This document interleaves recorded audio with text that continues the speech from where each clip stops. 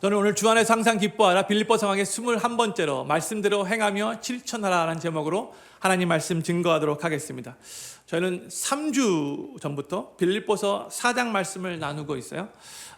주 안에서 4장 1절에서 나왔던 주 안에서 굳게 서기 위한 바울의 구체적이고 실질적인 권면들이 계속해서 나오고 있죠.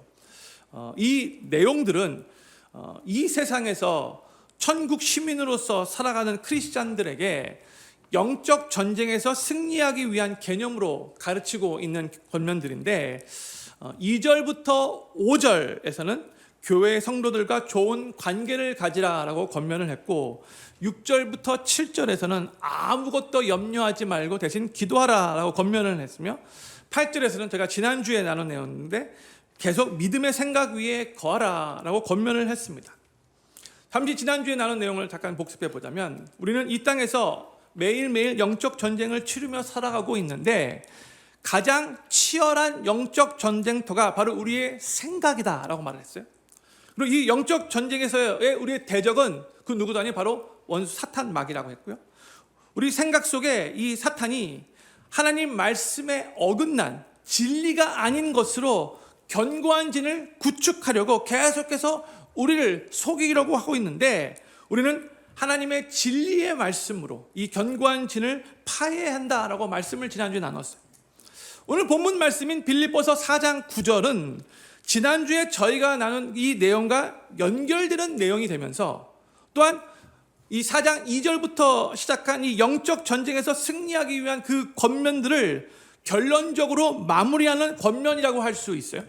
이것을 생각하시면서 오늘 본문 9절 말씀 다시 한번 우리 읽기를 원합니다. 시작. 너희는 내게 배우고 받고 듣고 본 바를 행하라. 그리하면 평강의 하나님이 너희와 함께 계시리라. 아멘. 사도 바울이 지금 말하고 있는 거예요. 빌립보 교회 성도들이요, 그동안 하나님의 말씀 참 많이 배우고 받고 듣고 보았죠. 그런데 그것으로만 끝나지 말고 그 다음 단계까지 나아가 배운 대로 행하십시오. 이렇게 말하고 있는 거예요. 영어로는 practice these things라고 번역되어 있죠. 그동안 배우고 아는 것만으로는 충분하지 않으니까 그것들을 행동으로 옮겨서 실천해야 한다라고 권면하고 있는 거예요. 성도들, 이 땅에서 건강하게 신앙생활을 하고 또한 영적 전쟁에서 승리하기 위해서는요, 우리가 하나님의 말씀을 지식으로 아는 것에서만 끝나서는 안 돼요. 그 말씀을 우리 삶의 행함과 실천으로 연결시키는 것이 정말로 중요합니다. 그런데 저희는 많은 때에 그냥 배우고 아는 데서만 머무를 때가 많이 있죠. 그런데 예수님께서 이런 말씀을 하신 적이 있어요. 예수님을 따라다니는 사람들에게 너무나 안타까워 하시는 마음으로 이런 말씀을 하세요. 누가복음 6장 46절이에요. 너희는 나를 불러 주여 주여 하면서도 어찌하여 나의 말하는 것을 행치 아니하느냐 말씀했어요. 참 이상하다. 너희가 나를 주님 주님 롤드라고 그렇게 부르면서도 너희는 내가 너희에게 말하는 것은 행하지 않고 있다. 내가 정말로 너희의 삶의 주인인 게 맞니? 이런 의미로 말씀하신 거죠. 그러면서 예수님이 여기서만 끝나지 않고 계속해서 말씀을 이어가십니다. 47절 말씀이요.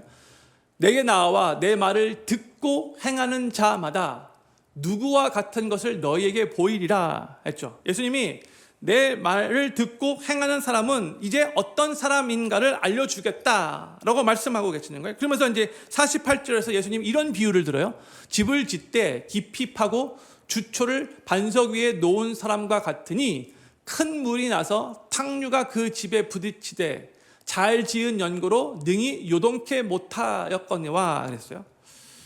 주님의 말씀을 듣고 행하는 자는 어떤 사람과 같다라고 하고 있는가? 집을 지을 때 기초를 깊이 파고 집을 반석 위에 짓는 사람과 같대요. 그런 집은 파도가 쳐서 큰 물이 부딪혀도 끄떡없대요. 요동하지 않는데요. 여기서 말하는 큰 물, 또 탕류는 뭘 의미하는 거죠? 삶에 갑작스럽게 닥치는 위기를 의미하는 거잖아요. 그러니까 평상시 주님의 말씀을 듣고 행하는 사람은 아무런 위기가 없을 때에 하나님 말씀 듣고 그 말씀대로 행하기 위해 최선을 다해 노력하는 사람은 삶의 갑작스러운 위기가 닥쳐올 때에도 그 위기를 잘 견디며 잘 극복할 수 있다, 이렇게 말씀하시는 거죠. 그런데 반면에 평상시 주님의 말씀을 듣고도 행하지 않는 사람은 어떠한 삶을 사는가? 그 다음 49절 또 반면에 예수님 이렇게 말씀하세요. 듣고 행치 아니하는 자는 주초 없이 흙 위에 집 지은 사람과 같으니 탕류가 부딪힘에 집이 곧 무너져 파괴됨이 심하니라 하시니라 했어요. 평상시 말씀을 듣고 행치 않는 자는 집을 주초 없이, 영어로 파운데이션이 없이, 우리 여자 성도님들 화장하고 나서 이렇게 파운데이션, 이렇게 그 파운데이션, 그 주초가 없이 흙 위에 집을 지은 사람과 같대요. 그래서 파도가 쳐서 큰 물이 집과 부딪히게 되면 그 집이 곧 무너지고 파괴됨이 심하대요. 그러니까 삶의 갑작스러운 위기가 닥칠 때에 그 위기를 잘 버티지 못해서 무너짐이 심하고 큰 타격을 입게 된다는 뜻인 거죠. 그러니까 성도님들, 삶의 위기가 닥치기 전까지는 그 삶이 엄밀히 말해서 반석 위에 잘 세워졌는지 아니면 흙 위에 세워졌는지 잘 모르는 거죠. 평상시에 겉만 볼 때는 다 멀쩡해 보이는 거죠. 그렇죠? 집이 멋지게 잘 세워졌네, 이렇게 보이는 거죠. 그런데 말씀을 듣고 행치 않는 사람들은 자신의 삶이 그땐 괜찮은 줄로 생각을 하는 거예요. 겉으로는 아무 문제 없이 보이니까, 잘 지어진 것 같아 보이니까.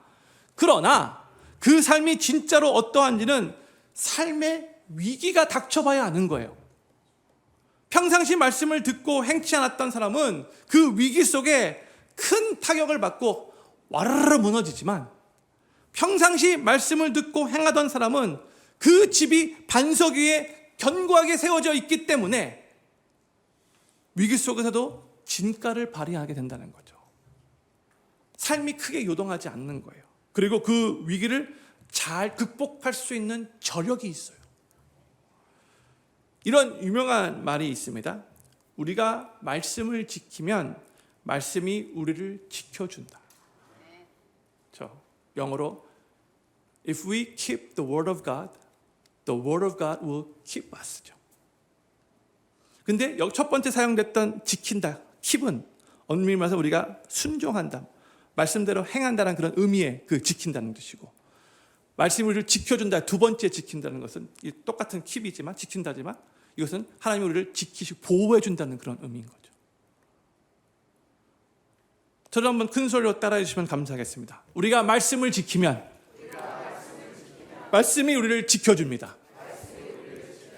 아멘이십니까? 정말 그래요. 정말 그래요. 우리는 사실 우리가 하나님 말씀 지킨다라고, 내가 하나님 말씀 지키기 위해 너무나 힘들다 이렇게 생각하지만, 계속해서 하나님 말씀을 지키는 삶을 살다 보면은요, 정말로 하나님의 말씀이 우리 삶을 굳건하게 지키고 보호해준다는 것을 깨닫게 될 거예요. 또한 우리가 말씀대로 행하고 실천하는 삶을 살면은 위기 속에서도 주변에 다른 사람들은 막 불안해하고 막 어쩔 줄 모르며, 우리가 2주에 나눴듯이 막 걱정에 막 쉽게 막 휩싸이게 되지만, 평상시 하나님 말씀을 듣고 행하는 사람은 하나님이 주시는 그 평강을 누리게 되는 거예요. 위기 속에서도. 그래서 오늘 본문 말씀 빌립보서 4장 9절 후반부에 이렇게 말씀하고 있죠. 그렇죠? 너희는 내게 배우고 받고 듣고 본 바를 행하라. 그리하면 평강의 하나님이 너희와 함께 계시리라. 주님의 말씀대로 행하는 자가 어떠한 상황 속에서도 크게 요동하지 않고, 또한 주님이 주시는 평강을 누리게 된다는 거예요. 평상시 하나님의 말씀대로 사는 사람은 하나님의 말씀대로 살기 위해 최선을 다해 노력할 때 하나님께서 주시는 그 평강이 있는 거예요. 주변에 있는 사람들은 막 불안해하고 두려워하고 막 걱정에 휩싸여도 하나님의 말씀 때문에 하나님이 또 이것 또한 나를 붙잡으시고 나에게 큰 또 교훈을 주시고 나를 더 성숙시키실 거야. 그 하나님의 말씀의 능력 때문에 내 안에 평강이 임하게 되는 거죠. 또한 신명기 10장 13절에서 이건 하나님께서 직접 이스라엘 백성들에게 이렇게 말씀을 하셨어요. 내가 오늘날 내 행복을 위하여 내게 명하는 여호와의 명령과 규례를 지킬 것이 아니냐 했어요. 하나님의 백성으로서 우리는요, 우리를 창조하시고 또 우리를 구원해 주신 정말 우리 삶의 주인 되시는 하나님의 말씀을 지키며 사는 것이 지극히 당연한 거죠. 그렇죠? 주인 하나님께서 우리에게 이렇게 살라고 명하신 거, 그것은 당연히 지키는 거예요. 그렇죠? 주인이 이렇게 말씀하는 거기 때문에. 그런데 또 우리가 하나님의 말씀을 지키며 살 때에 우리의 삶이 또한 행복해진다는 것을 기억해야 한다는 거예요. 내가 오늘날 너의 행복을 위하여 for your good, 이 말씀을 너에게 주지 않았느냐, 이런 식으로 말하고 있는 거잖아요. 하나님께서 우리에게 하나님의 말씀을 주신 이유는 우리에게 자유를 빼앗아가고 우리를 얽매이게 하기 위해서가 아니라는 거예요. 도리어 우리에게 진정한 삶의 의미와 그 영적인 풍성함과 또 삶의 가치와 복된 길로 인도하시려고 하나님께서 우리에게 축복을 주시려고 하나님의 말씀을 우리에게 주셨다는 거예요. 우리가 마음대로 살지 않고 하나님의 말씀을 우리 삶의 기준으로 삼아 그 말씀대로 행하고 실천하기 위해 최선을 다해 노력할 때에 우리의 심령에 세상이 알 수도 없고 세상이 줄 수도 없는 오직 우리 주님만이 주시는 참된 기쁨과 참된 평강이 임하고 또한 주님 안에서 정말로 참 자유를 누리게 된다는 거예요.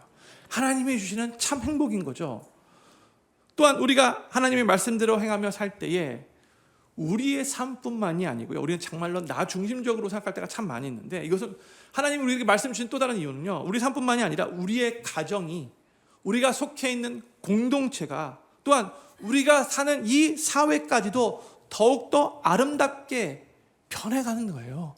말씀으로 말미암아. 그렇기 때문에 이것을 너무나도 잘 알고 있는 사탄이, 우리는 가끔 헷갈리는데 사탄은 너무나 잘 알고 있잖아요. 그래서 우리를 계속해서 속이려고 최선을 다해 노력하는 거예요. 하나님 말씀대로 사는 삶을 아주 고리타분하게 보도록 만드는 거예요. 재미 하나도 없고 아주 그냥 깝깝하고 바보처럼 보이고 전혀 자유가 없는 삶이라고 계속해서 우리 귓가에 속삭이면서 속이는 거예요. 근데 우리는 이 사탄의 속임수에 넘어가서는 안 되는 거죠.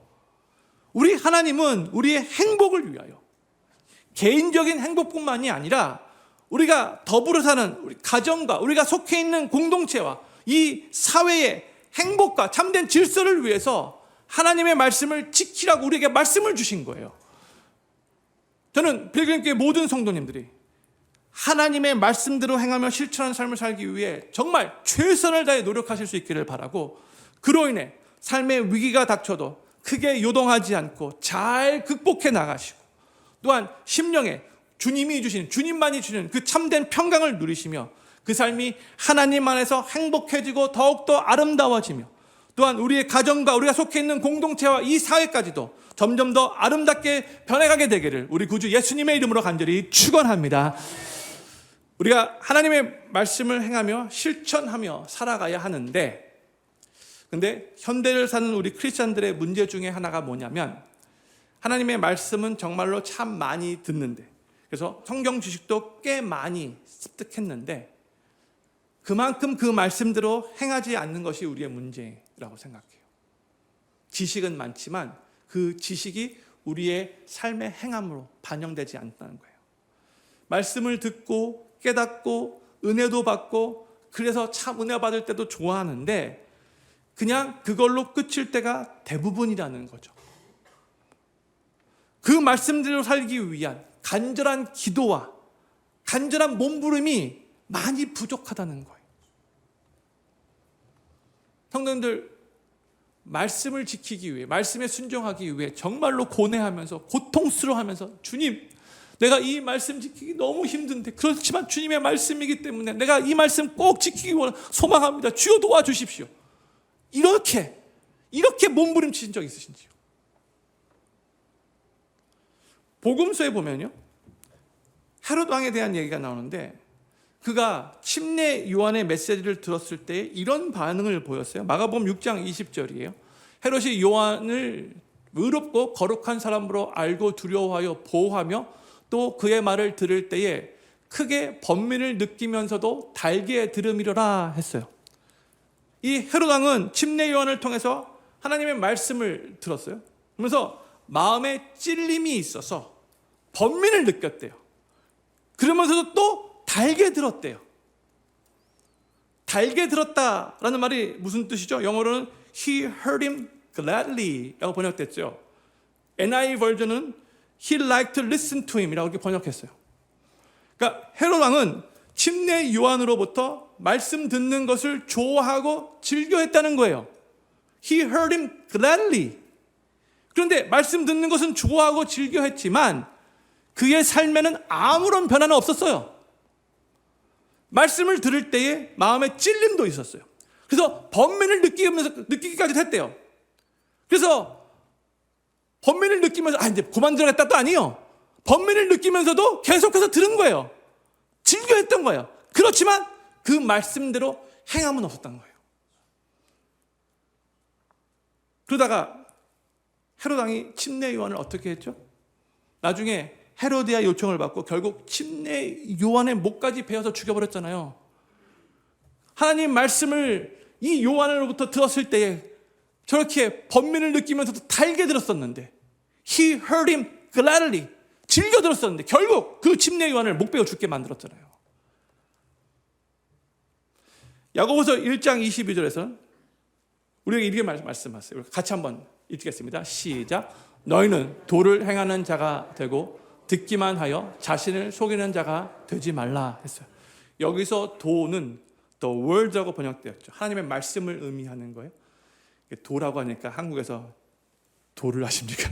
그런 도가 아닙니다. The word of it, the word of God.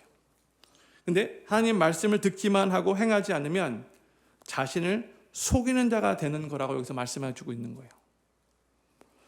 우리도 말씀을 들을 때 마음에 감동이 있고 또 찔림도 있고 심지어 눈물까지 흘린다 할지라도 만약 행함과 실천으로까지 연결되지 않는다면 그건 안타깝게도 자기 자신을 속이는 거라는 것을 우리가 알아야 돼요. 왜 이게 자기 자신을 속이는 것이 되는 건가요? 왜 그런 건가요?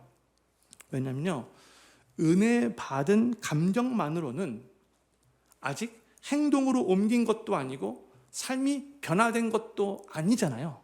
그렇죠? 그런데 말씀을 듣고 은혜를 받으면 마치 내가 신앙생활을 아주 잘하고 있다라고 착각을 하는 거예요. 은혜만 받는 것으로는 다가 아닌데 그 다음에 삶의 변화까지 그렇게 이루어져야 되는데 은혜 받는 것만, 말씀 듣고 이해하는 것만 가지고 내가 지금 신앙생활 아주 잘하고 있구나 착각하게 만든다는 거예요. 그러면 자기 스스로를 속이게 되는 거죠. 요즘에는 인터넷이 발달하여 정말 너무나도 훌륭하신 목사님들의 설교들을 마음만 먹으면 다 들을 수 있어요. 라이브로 온라인으로 다 들을 수 있는 세상이 다 됐죠. 제 지금 설교도 지금 라이브로 나가는 거 아시죠? 네? 훌륭한 목사님들 설교를 인터넷을 통해서 우리가 언제든지 들을 수 있는 시대가 됐는데, 근데 이 코비드, 이 팬데믹을 통과하면서 이 온라인 예배가 보편화가 되고 난 후에 이게 더 많이 확산됐어요. 그 전에도 그랬지만 통과하면서 더 많이 됐어요.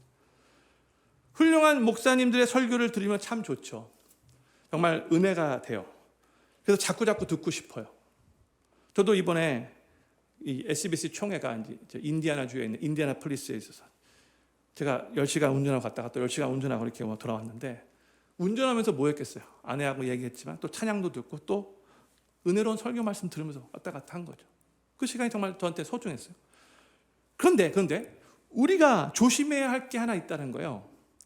만약 설교 말씀 듣는 것만 좋아하고 그 말씀대로 행하면서 살지 못한다면 우리는 스스로 속이는 자가 된다는 것을 기억해야 돼요. 성경의 가르침이에요.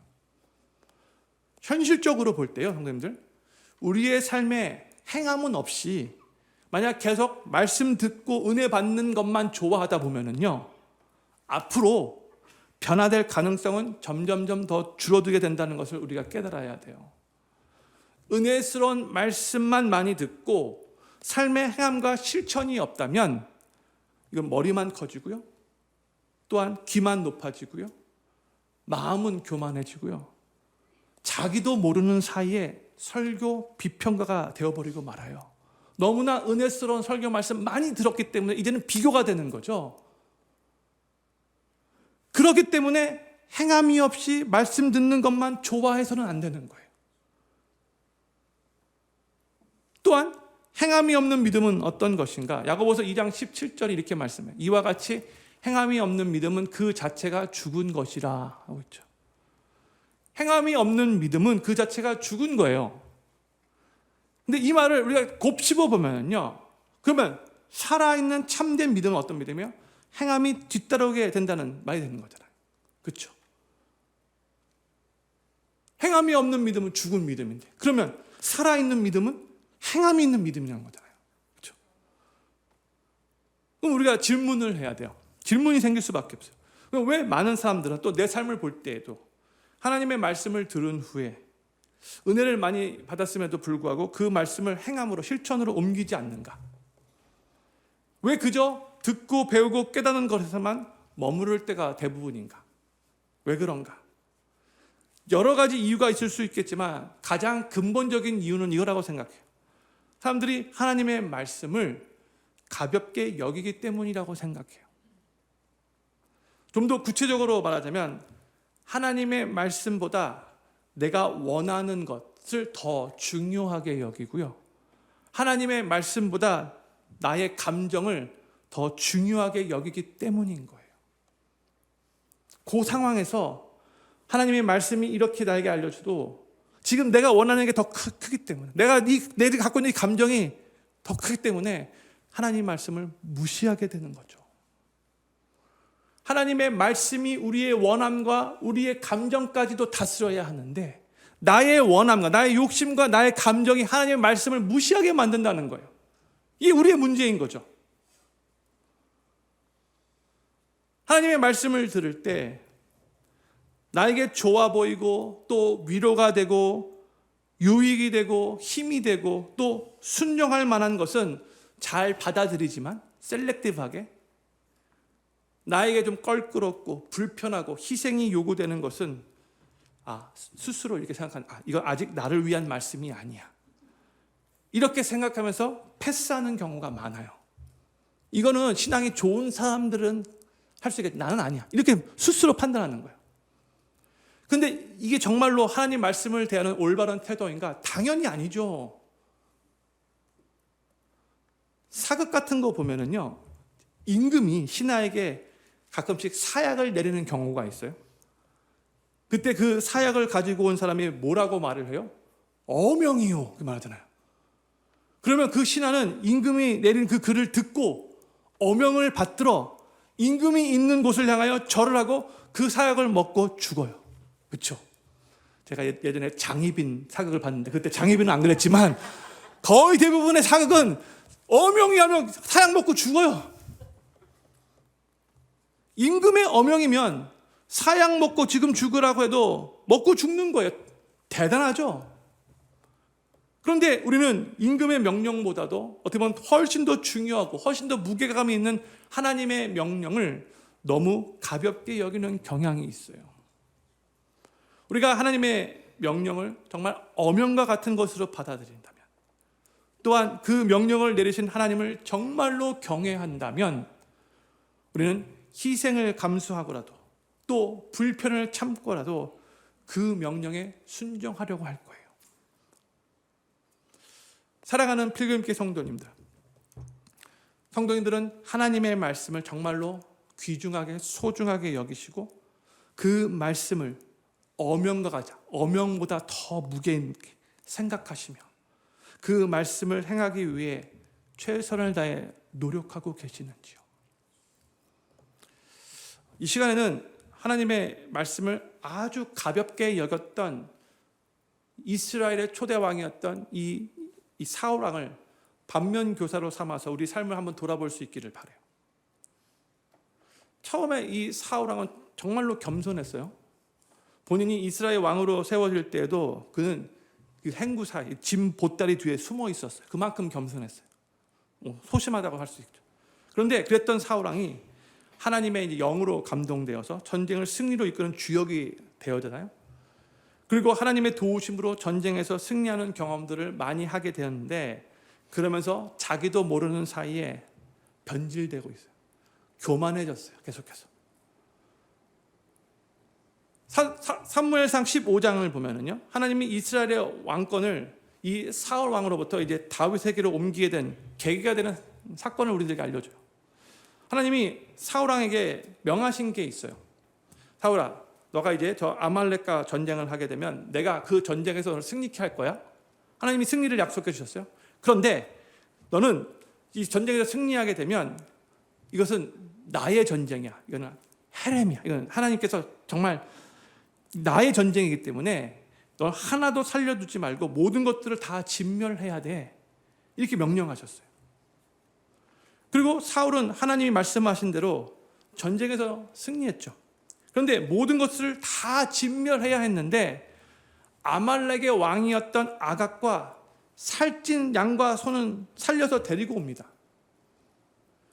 전쟁에서 돌아오는 이 사울 왕을 맞이하기 위해서 사무엘이 나아오는데 사울 왕이 먼저 사무엘에게 이렇게 말을 해요. 사무엘상 15장 13절이에요. 사무엘이 사울에게 이른즉 사울이 그에게 이르되 원컨대 당신은 여호와께 복을 받으서 내가 여호와의 명령을 행하였나이다. 사울 왕이 이렇게 말한 거예요. 사울 왕이 먼저 내가 여호와의 명령을 행했습니다. 이렇게 말한 거죠.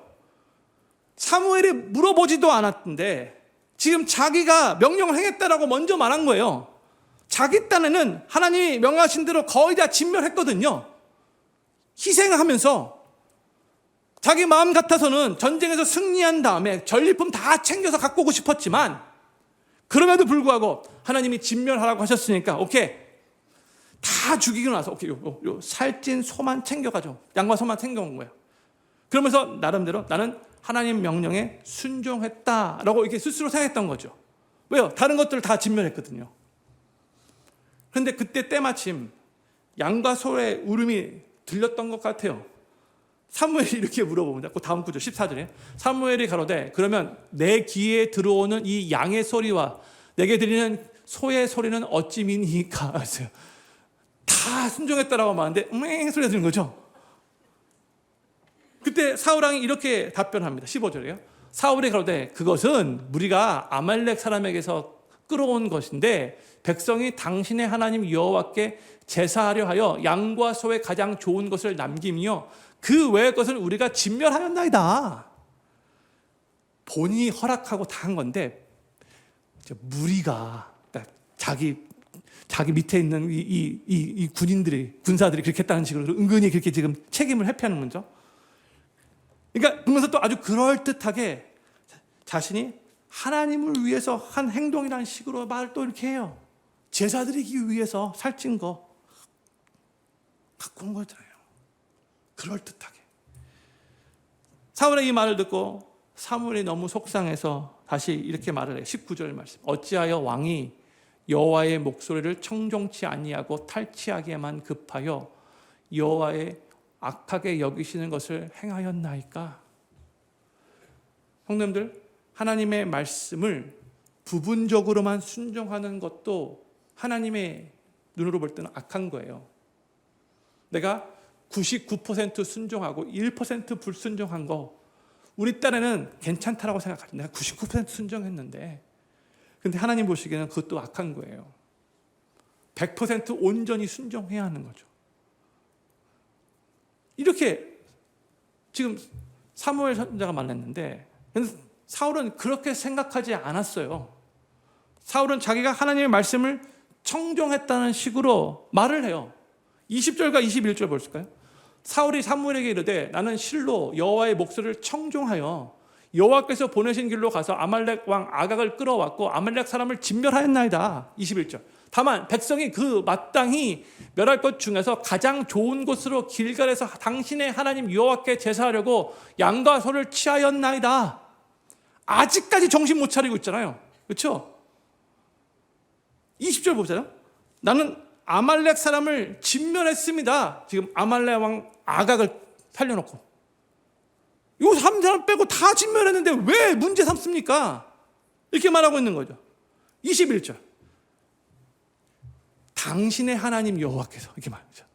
자기 하나님이 아니고 이제는 내가 당신 하나님을 위해서 제사 드리기 위해서 이거 허락한 건데 왜 이걸 가지고 이슈 삼습니까? 이런 식으로 말하고 있는 거죠. 하나님의 말씀을 아주 가볍게 여기는 사울의 태도가 보이십니까? 지금 잘못됐다고 지적하고 있음에도 불구하고 끝까지 자기 잘못 안 했다라고 지금 오리발 내밀고 있는 거예요. 그때 사무엘이 아주 유명한 말을 남기죠. 우리 22절 말씀 같이 읽겠습니다. 시작. 사무엘이 가로되 여호와께서 번제와 다른 제사를 그 목소리 순종하는 것을 좋아하심 같이 좋아하시겠나이까? 순종이 제사보다 낫고 듣는 것이 수양의 기름보다 나으니. 아멘. 여기서 그 유명한 순종이 제사보다 낫다라는 말이 나오는 거예요. 그리고 곧바로 사무엘이 23절에서 이런 말을 해요. 이는 거역하는 것은 사술의 죄와 같고 완고한 것은 사신 우상에게 절하는 죄와 같음이라. 왕이 여호와의 말씀을 버렸으므로 여호와께서도 왕을 버려 왕이 되지 못하게 하셨나이다. 하나님의 말씀을 너무나 가볍게 여기면서 온전히 순종하지 않았던 사울을 하나님께서 이스라엘의 그 왕위에서 내려오게 할 것이라고 이렇게 알려주고 있어요. 사무엘을 통해서. 어떻게 보면 하나님 너무 냉정하시다, 너무 차갑다 이렇게 들릴 수 있어요. 근데 우리가 알아야 될 게 뭐냐면요, 하나님은 이 한 사건만으로 인해서 사울을 왕위에서 내려오게 결정하신 게 아니에요. 사울은요, 사무엘상 13장에서도 또 14장에서도 또 이 오늘 본문 아니지만 이 15장에서도 계속 반복적으로 하나님의 말씀을 가볍게 여기고 하나님 말씀 무시해 왔어요. 자기 마음대로 결정하고 하나님께 불순종해 왔어요. 이 한 사건만이 아니라는 거죠. 사무엘상 13장에서 사울은 곧 전쟁을 시작해야 하는데 사무엘이 나타나지 않는 거예요. 7일 동안 기다렸는데 안 나타나는 거예요. 그래서 그때 마음이 급하니까 하나님 말씀 무시하고 자기 마음대로 자기가 스스로 제사를 집죠. 절대 해서는 안 되는 일이었는데 나 7일 동안 기다렸다는 거예요. 그만큼 됐다는 거죠. 또 하나님 말씀 무시하고 자기가 제사를 끝내자마자 사무엘이 딱 나타나죠. 너무 아쉬워요. 그렇죠? 조금만 더 기다리지. 사무엘서 14장에서 사울은 전쟁의 분위기가 아주 불리하게 흘러가는 거 알았어요. 그러니까 지푸라기도 잡고 싶은 심정으로 하나님 앞에 제사를 드리려고 했어요. 그러니까 갑자기 막 너무나 불리하게 전쟁이 이런 것 같으니까 막 하나님 앞에 제사 드려가지고 막 어떻게든 해보려고 했는데 또 갑자기 전쟁이 유리하게 돌아간다는 소식을 전해 듣게 돼요.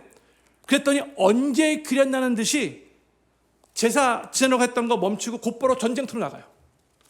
제사 지내지 않고. 하나님을 경외하는 마음으로 제사를 드려왔던 것이 아니고요, 정말 전쟁에서 그냥 이기고 싶어서 그냥 하나님을 이용하려고만 했던 거죠. 그리고 사무엘상 15장에서 하나님의 명령을 어기고 자기 마음대로 살찐 소와 또 양을 살려서 데리고 왔죠. 사울은 계속 반복적으로 하나님 말씀 가볍게 여기며 무시했어요. 그러면서 상황이 어쩔 수 없었다라고 스스로 익스큐즈 되는 거예요. 하나님 말씀 꼭 다 지키지 않아도 된다라고 생각했던 거죠. 나는 할 만큼 했다는 거죠. 이게 바로 사울의 라이프스타일이었고요. 이게 바로 가장 그의 치명적인 문제였고요. 결국 그의 인생을 비참하게 만드는 원인이 된 거예요. 그저 한 사건으로만 인해서 하나님이 사울의 왕권을 다윗에게 옮기신 게 아니냐는 거예요. 하나님의 말씀을 가볍게 여기고 무시했던 그의 반복적인 태도와 행동이 결국 그의 인생을 그렇게 만들어버린 거예요. 그가 선택한 거예요. 우리에게도 사울과 같은 이런 면이 있지 않는가. 우리 삶을 돌아봐야 돼요. 어쩔 수 없다, 상황이 어쩔 수 없다라고 생각하면서 익스큐즈하기 시작하면은요, 계속해서 어쩔 수 없는 그런 상황에 처하게 되고요, 계속 그러면 하나님 말씀 불순종할 수밖에 없어요. 제가 작년 2023년 12월 30일 마지막 주일 예배 드리면서 성도들에게 이렇게 도전을 드렸어요. 새해는, 그러니까 2024년이죠. 새해는 신앙적인 면에서 타협하지 않겠다고 미리 결심하시기 바랍니다 했어요. 하나님이 아니라고 하신 것은 목에 칼이 들어와도 끝까지 아니고, 하나님이 예스라고 하신 것은 그것을 지키고 그것을 순종하기 위해서 최선을 다해 노력하겠다고 미리 결심하시기 바랍니다. No compromise. 절대 타협하지 맙시다. 새해는. 그렇죠? 이 말씀 나누는데 기억하시는지요? No compromise. 어떠한 상황 가운데서도 타협하지 않겠다. 이 자세를 갖는 게 그만큼 중요한 거예요. 왜요? 그렇게 결정해도 그 상황이 오면은 흔들리거든요. 하나님 말씀이 노면 끝까지 노고, 하나님 말씀이 예스면 끝까지 예스여야 되는 거예요. 상황에 따라 타협하려고 해서는 안 된다는 거예요. 그런데 하나님의 말씀을 가볍게 여기는 사람들의 특징이 뭐냐면요, 하나님의 말씀에 부분적으로만 순종하면서 스스로 괜찮다라고 자기 편한 대로 말씀을 해석하는 거예요. 스스로 괜찮다라고 자기 생각해요.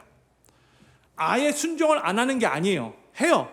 어느 정도 순종을 하는데 부분적으로만 순종하는 거예요. 하나님께 대놓고 노골적으로 반항은 못하겠고, 그렇다고 또 하나님께 온전히 100% 순종하자니 자신이 희생할 것이 많아 보여서 싫고, 그래서 큰 부담 없이 할 수 있는 것은 순종하는 거예요. 그러나 내가 좋아하는 것은 포기하지 않고 내려놓지 못해요. 또 죄와 싸우되 피 흘리기까지 대항하지는 않고 살짝 또 쾌락을 누리고 싶은 거죠. 나에게 손해가 되는 것 같아 보이면 기피하는 거예요. 그리고 내가 부분적으로만 순종하는 것에 대해 이제는 합리화해야 되기 때문에 하나님의 말씀 해석을 내가 편한 대로 하려고 하는 거예요. 사울왕과 아주 비슷한 거죠. 그런데 이런 식의 삶을 살다 보면은요, 그 삶에 하나님의 말씀의 능력이 전혀 나타나지 않아요. 또한 성령님께서 그 삶에 강력하게 역사하지도 않아요. 하나님의 말씀 무시하는데 성령님께서 계속 근심할 수밖에 없는 거죠. 제가 지난주에도 잠깐 말씀을 나누었는데, 하나님의 말씀은 성령의 검이잖아요. 에베소 6장 전신갑주에서 그렇게 말하잖아요. 그렇죠?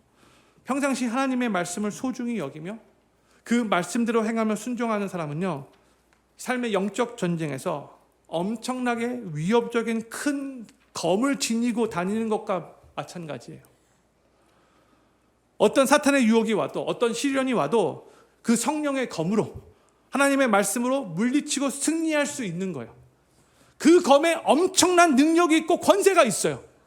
그러나 반면에 평상시 하나님 말씀 가볍게 여기고 부분적으로만 순종하고 하나님 말씀을 자기가 편한 대로 해석하는 사람은요, 삶의 유혹과 시련이 올 때에 그 성령의 검에 별로 능력이 나타나지 않고 도리어 픽픽픽 쉽게 쓰러질 수밖에 없어요.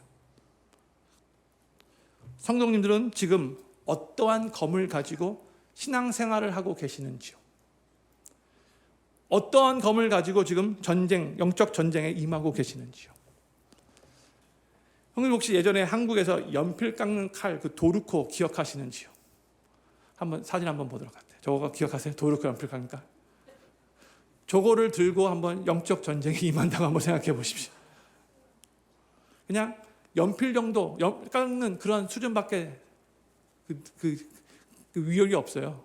연필 깎는 칼은. 그렇죠? 많은 성도들이 혹시 저런 연필 깎는 칼 정도로만 가지고 신앙생활하고 있지는 않은가. 그런데 반면에 한국 아산 현충사에 가면 이순신 장군의 충무건 장검이 보관되어 있다고 하는 사진 한번 보도록 할게요. 잘 보이는지 모르겠어요. 이순신 장군 장검이래요. 근데 이 오른쪽 유리창에 이런 글귀가 써 있어요. 삼척서천 사나동색 석자칼로 하늘에 맹세하니 사나가 떨고 일휘소탕 혈염사나 한 번 휘둘러 쓸어버리니 피가 사나를 물들인다. 그렇죠. 이것을 영적인 의미로 이렇게 해석하면 좋을 것 같아요.